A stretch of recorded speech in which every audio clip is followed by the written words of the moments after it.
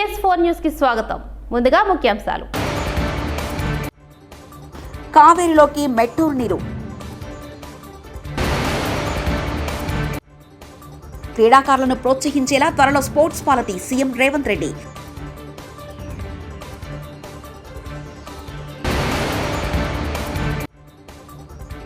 సామాజిక మాధ్యమాలలో వ్యక్తిత్వ హసనం జరుగుతుంది కేటీఆర్.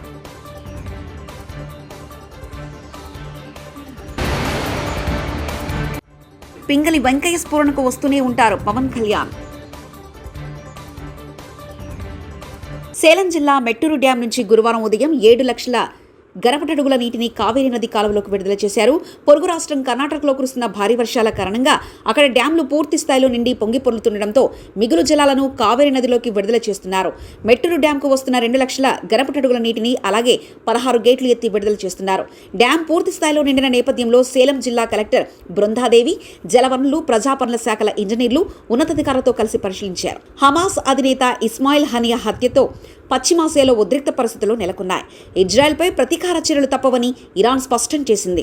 ప్రత్యక్ష దాడులకు దిగాలని ఇరాన్ సుప్రీం లీడర్ ఖమేనీ ఆదేశాలు వచ్చినట్లుగా వార్తలు వచ్చాయి. ఇజ్రాయెల్ను వదలబోమని హమాస్ సంస్థ కూడా ప్రకటన చేసింది. హనియా మృతితో పశ్చిమాసియాలో పరిస్థితులు దిగజారే అవకాశం ఉంది.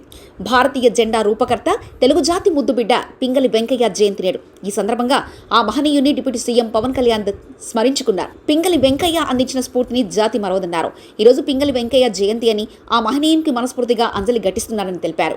స్వాతంత్ర ఉద్యమ కాలంలో మన దేశానికి ఒక కేతనం ఉండాలనే తపనతో వెంకయ్య మొవ్వనలతో పతాకాన్ని తీర్చిదిద్దారన్నారు. ఆ జెండా నాడు నేడు ఎన్నడూ మన కీర్తి కేతనంగా ఎగురుతూనే ఉంటుందన్నారు. ఆ జెండాకు సెల్యూట్ చేసిన ప్రతిసారి పింగళి వెంకయ్య స్ఫురణకు వస్తూనే ఉంటారని ఉప ముఖ్యమంత్రి పవన్ కళ్యాణ్ తెలిపారు. హైదరాబాద్లో మరో అంతర్జాతీయ క్రికెట్ స్టేడియం నిర్మిస్తామని తెలంగాణ సీఎం రేవంత్ రెడ్డి ప్రకటించారు. బేగరి కంచలోని సిల్క్ యూనివర్సిటీ సమీపంలో ఈ నిర్మాణం చేపడతామని తెలిపారు. దీనిపై బీసీసీఐతో ప్రాథమిక చర్చలు పూర్తి చేశామన్నారు. ఈ మేరకు శాసనసభలో సీఎం మాట్లాడారు. రాష్ట్రంలో క్రీడాకారులకు అన్ని విధాలుగా అండగా ఉంటామని, ప్రోత్సహిస్తామని, త్వరలో స్పోర్ట్స్ పాలసీ కూడా తీసుకొస్తామని సీఎం రేవంత్ రెడ్డి చెప్పారు. వాళ్ళు ఏర్పాటు చేసిన దాంట్లోనే ఆ విధంగా ఉంటే ప్రభుత్వం వైపు నుంచి సహకారం ఉంటే ఇంకా అద్భుతంగా రాణించడానికి అవకాశం ఉంటుంది. అందుకే రాష్ట్ర ప్రభుత్వం స్పష్టంగా ఈసారి బడ్జెట్లో గతంలో ఎన్నడూ లేని విధంగా 361 కోట్ల రూపాయలు స్పోర్ట్స్ కోసము మనం కేటాయించడం జరిగింది. ఇదే కాకుండా ఈరోజు క్రీడాకారులను అంటే ప్రభుత్వ ఉద్యోగము లేకపోతే ఉద్యోగ భద్రత కోసం పెద్ద పెద్ద చదువులు చదవాలని తల్లిదండ్రులు ఏదైతే తాపత్రయపడుతుర్రో పిల్లల్ని పూర్తిగా పుస్తకాలకే అంకితం చేసి అసలు వాళ్ళకి ఎలాంటి క్రీడా అవకాశాలే లేకుంటే తల్లిదండ్రులు పిల్లల మీద ఒత్తిడి తీసుకొచ్చి చదువుకునే విధంగా ఒత్తిడి చేస్తున్నారో, ఆటలలో కూడా రాణిస్తే ఉద్యోగాలు వస్తాయి, ఉపాధి వస్తుంది, ఆ కుటుంబానికి గౌరవం పెరుగుతుంది. ఈ విషయం ప్రపంచానికి తెలవడం కోసమే ఈరోజు నిఖత్ జరీన్కి ఆర్థిక సాయం అందించినాం. జూబ్లీహిల్స్ బంజారాహిల్స్ ప్రాంతంలో ఇల్లు కట్టుకోవడానికి 600 గజాల ప్లాట్ ఇచ్చినాం. అదేవిధంగా సిరాజ్కు కూడా మనం ప్రభుత్వ ఉద్యోగం గ్రూప్ 1 అతని ఎడ్యుకేషన్ క్వాలిఫికేషన్ లేకపోయినా ఎగ్జామ్షన్ ఇచ్చి, నేను పదే చెప్పిన చదువు కంటే కూడా క్రీడలలో రాణిస్తే తప్పకుండా ఉద్యోగ భద్రత ఉంటుందని. ఇంటర్మీడియట్ పాస్ అయిన సిరాజ్కు మనం ఇస్తున్న గ్రూప్ 1 జాబ్కి యాక్చువల్గా డిగ్రీ క్వాలిఫై అయి ఉండాలి. మనం ఆ ఎడ్యుకేషన్ కూడా ఎగ్జామ్షన్ ఇచ్చి మరి మనం సిరాజ్కి ప్రభుత్వ ఉద్యోగం ఇవ్వడం జరిగింది. అధ్యక్ష నిఖత్ జరీన్ గ్రాడ్యుయేట్ కాబట్టి వారికి కూడా మనము గ్రూప్ 1 డిఎస్పి కార్డర్ పోస్ట్ ఇవ్వడం జరిగింది. ఈరోజు నేను తమ ద్వారా తెలంగాణ రాష్ట్రంలో కంప్లీట్గా స్పోర్ట్స్ పాలసీని తీసుకురాదలుచుకున్నాము. వివిధ రాష్ట్రాలల్లో మేము వాటిని స్టడీ చేసి వాటికి సంబంధించిన సమాచారాన్ని కూడా సేకరించినాము. అత్యధికంగా క్రీడాకారులకు ప్రోత్సాహకాలు ఇస్తున్నది హర్యానా రాష్ట్రము. అంటే అర్జున్ అవార్డీస్ కానీ ఇతర ఏ అవార్డీస్ అయినా ఇతర మెడల్స్ ఏం తీసుకొచ్చినా ఆటోమేటిక్గా వాళ్ళకి సహాయం అందించే విధంగా ఒక పాలసీ ఉన్నది. అంటే ఆర్థిక సహాయం కావచ్చు, లేకపోతే ఇల్లు కట్టుకోవడానికి కావచ్చు, లేకపోతే వాళ్ళకు ప్రభుత్వంలో ఉద్యోగాలు ఏ స్థాయి ఏ మెడల్ వస్తే ఏ విధంగా వాళ్ళకి ప్రభుత్వంలో ఉద్యోగ అవకాశాలు కల్పించాలనో హర్యానా స్టేట్లో బెస్ట్ పాలసీని అడాప్ట్ చేసుకున్నారు. అధ్యక్ష మేము అందుకే ఈరోజు హర్యానా, పంజాబ్ ఇతర ప్రాంతాలలో బాక్సింగ్ రిలేటెడ్ కానీ అదర్ రిలేటెడ్ క్రీడలలో రాణించిన వాళ్ళకి ఏ విధంగా ప్రభుత్వం ప్రోత్సాహకాలు ఇస్తున్నదో వాటన్నిటిని కూడా మేము స్టడీ చేస్తున్నాం. వచ్చే సమావేశాలలో స్పోర్ట్స్ పాలసీని సభలో చర్చకు పెట్టి మిత్రుడు బీజేపీ ఎమ్మెల్యే గారు ఏదైతే సలహా చెప్పినరో స్పోర్ట్స్ స్టేడియంలను కూడా ప్రోత్సహించడానికి ఈరోజు ప్రభుత్వం దాని మీద ప్రత్యేకంగా దృష్టి పెట్టినాం. వీలైనంత మేరకు మండలానికి ఒక మంచి మినీ స్టేడియంను నిర్మిస్తే నిజంగానే ఉపయోగం ఉంటుంది. కాకపోతే ఈరోజు తెలంగాణలో భూముల విలువ అత్యధికంగా పెరిగిపోయి ప్రభుత్వ భూములు కబ్జాలకు లోనయ్యి చాలా ప్రాంతాలలో లేవు. ఎక్కడైనా సామాజిక మాధ్యమాల్లో వ్యక్తిత్వ హాసనాలు జరుగుతున్నాయని భారాస నేత కేటీఆర్ అన్నారు. ప్రధాని నుంచి ఎమ్మెల్యేల వరకు వ్యక్తిత్వాన్ని కించపరిచేలా వీడియోలు వస్తున్నాయని తెలిపారు. శాసనసభలో తమ సభ్యులు ఎవరు వీడియోలు తీయలేదని స్పష్టం చేశారు.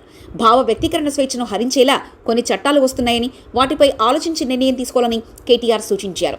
అలాంటి దుస్సాహసం చేయకుండా నిందితుడికి వెంటనే శిక్ష పడుతుంది, బాధితులకు న్యాయం వస్తుందనే విధంగా ప్రతి జిల్లాలో అవసరమైతే ప్రత్యేక ఫాస్ట్ ట్రాక్ కోర్టులు ఏర్పాటు చేయాలని ప్రభుత్వానికి మా విజ్ఞప్తి. అదే మాదిరిగా అధ్యక్ష, not just in the issue of sexual మొలిస్టేషన్స్ etcetera, but also ఇతర సైబర్ క్రైమ్ విషయంలో కూడా. ఎందుకంటే ఇప్పుడు క్రైమ్ రూపం మారుతోంది. ఇదివరకు మనకు ఎన్నో సెక్షన్స్ ఉన్నాయి అధ్యక్ష పీనల్ కోడ్లో, అవన్నీ కూడా చాలా అవుట్డేటెడ్ అయిపోయినాయి, ఆబ్సలీట్ అయిపోయినాయి. అందుకే కొత్త చట్టాలు కూడా వస్తూ ఉన్నాయి. నేను రాష్ట్ర ప్రభుత్వాన్ని అడుగుతా ఉన్నాను, ఈ మధ్యన కేంద్ర ప్రభుత్వం కొన్ని కొత్త న్యాయ చట్టాలు కూడా తెచ్చింది. అయితే ఈ న్యాయ చట్టాల వల్ల కొంత మనకేమైనా ఇబ్బంది కలుగుతుందో అనే ఒక భయం కూడా కొన్ని వర్గాల నుంచి వ్యక్తం అవుతూ ఉంది.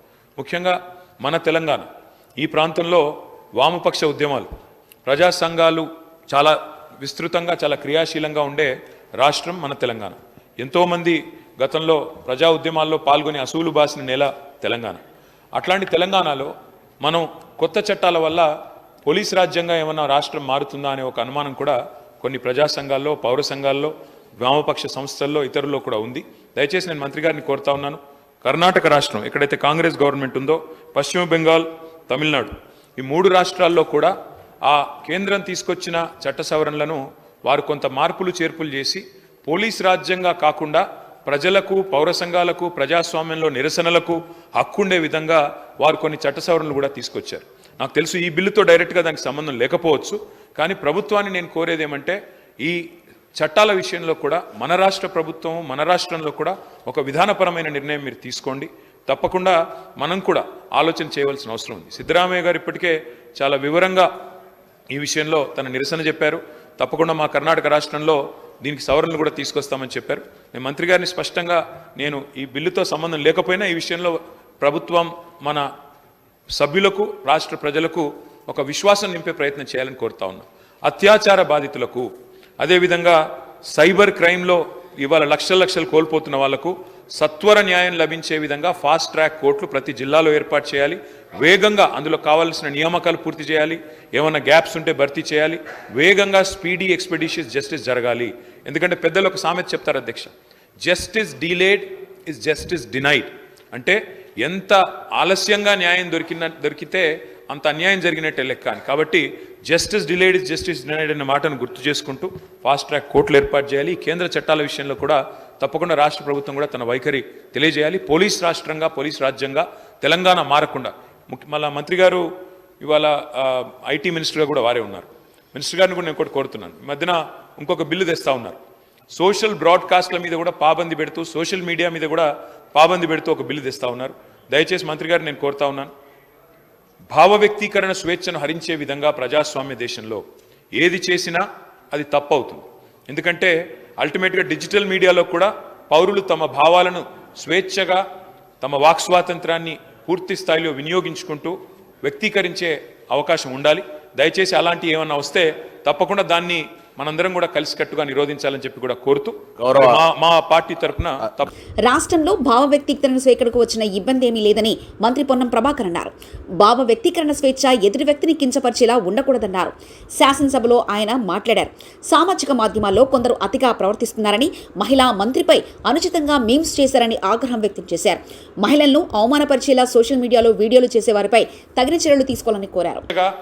తమ వాక్ స్వాతంత్రాన్ని పూర్తి స్థాయిలో వినియోగించుకుంటూ వ్యక్తీకరించే అవకాశం ఉండాలి. దయచేసి అలాంటి ఏమన్నా వస్తే తప్పకుండా దాన్ని మనందరం కూడా కలిసికట్టుగా నిరోధించాలని చెప్పి కూడా కోరుతూ మా పార్టీ తరఫున సభ్యులు చెప్పిన భావ స్వేచ్ఛకు సంబంధించి ఎవరికి ఇబ్బంది లేదు. ఉదాహరణకు మీ శాసనసభలో జరిగిన సంఘటన, దాని తదుపరి వీడియో వచ్చినటువంటి అంశం మీద మీ దృష్టికి తెస్తా ఉన్నా. వారి ఉద్దేశం అటువంటి వారిని కూడా చర్య తీసుకోవద్దంటే, సభ జరుగుతూ ఉంది, మిత్రులు ధర్నా చేస్తూ ఉన్నారు, అక్కడి నుంచి ఫోటోలు తీస్తుంటే మేము చూసినాం లేదని మా సహచార సభ్యుడు వచ్చి మాకు చెప్తా ఉంటుంటే దాని మీద వచ్చిన వీడియో చూస్తే మీరు తప్పకుండా దాని మీద ఈ సోదరికి జరిగినా సిగ్గుగా అనిపించే పరిస్థితి ఉంది. దయచేసి సభ్యులందరూ కూడా గమనించండి. ఇటువంటి పరిస్థితి ఉంటుంది. నేను కూడా చెప్పిన, నేను మొన్న కూడా రవాణా శాఖ మంత్రిగా నిజంగా మహిళలు 70 కోట్ల మంది ప్రయాణం చేశారు. నేనేమంటున్నా, ప్రయాణం చేసే సందర్భంలో ఒకవేళ కొత్తలో వచ్చినప్పుడు అరే ఫ్రీ బస్ వచ్చింది కానీ వాళ్ళని ప్రయాణం చేసి ఉండొచ్చు.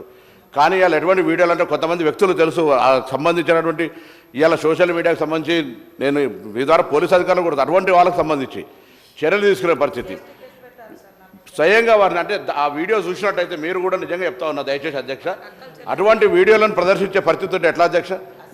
కావాల్సుకొని దానికి సంబంధించి నిన్న మేము మాట్లాడుతుంటే ఏదో ప్రతిదీ ఒక నిమిషంలో ఏదైనా ఇప్పుడు ఒక ప్రతిబంధన, ఒక నిబద్ధత, దానేకంగా మనం ఆనాడు ప్రభుత్వం మాట్లాడిన వాళ్ళు 100 మంది మీద కేసులు పెట్టిన అధ్యక్ష.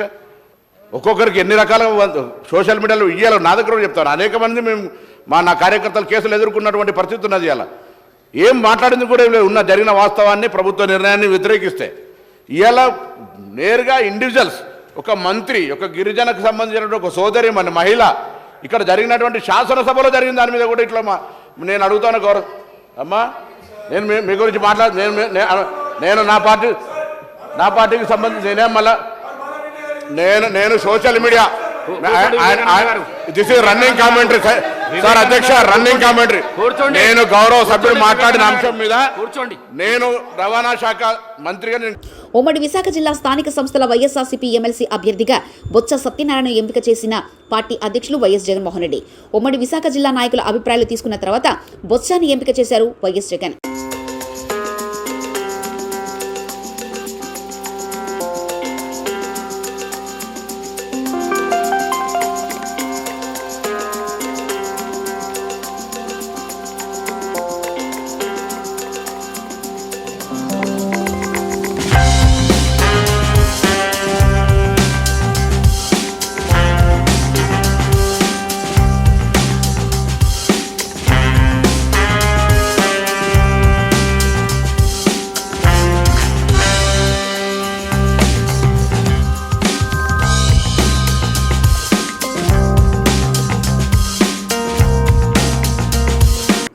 కేంద్ర మాజీ మంత్రి చింతామోహన్ ఆధ్వర్యంలో చిత్తూరు జిల్లా కలెక్టరేట్ ముందు ధర్నా నిర్వహించారు. ఎస్సీ వర్గీకరణ, ఆ 2 కుటుంబాల ఆర్థిక దోపిడీ, అధికార దాహం, రాష్ట్ర అప్పులు, 9 కోట్ల తెలుగు ప్రజల ఆత్మాభిమానం పలు అంశాలపై శుక్రవారం చిత్తూరులో మీడియాతో మాట్లాడారు చింతామోహన్.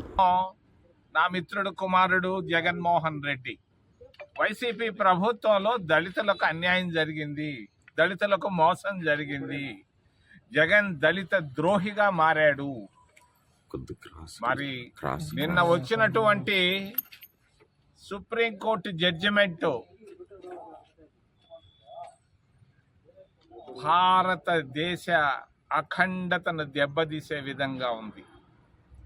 నిన్న సుప్రీంకోర్టు జడ్జిమెంటు 7 సభ్యుల ధర్మాసనం ఇచ్చినటువంటి జడ్జిమెంటు భారతదేశ అఖండత, భారతదేశ సమగ్రత, భారతదేశ సమైక్యతను దెబ్బతీసే విధంగా అనాలోచితమైనటువంటి నిర్ణయాన్ని నిన్న ప్రకటించారు. మరి జడ్జిమెంటు దీని ప్రభావం రాబోయే 10 సంవత్సరాల్లో భారతదేశాన్ని బలహీనపరిచే విధంగా ఉంటుంది. అనాలోచితమైనటువంటి భారత సుప్రీంకోర్టు ఇచ్చినటువంటి ధర్మాసనం ఇచ్చినటువంటి జడ్జిమెంట్ భారతదేశ అఖండతను, సమైక్యతను, సమగ్రతను దెబ్బతీసే విధంగా ఉంది. ఆందోళనకరంగా ఉంది.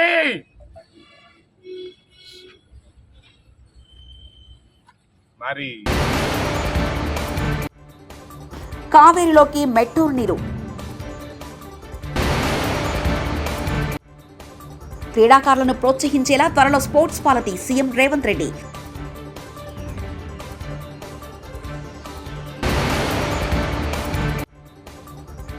సామాజిక మాధ్యమాలలో వ్యక్తిత్వ హసనం జరుగుతుంది కేటీఆర్.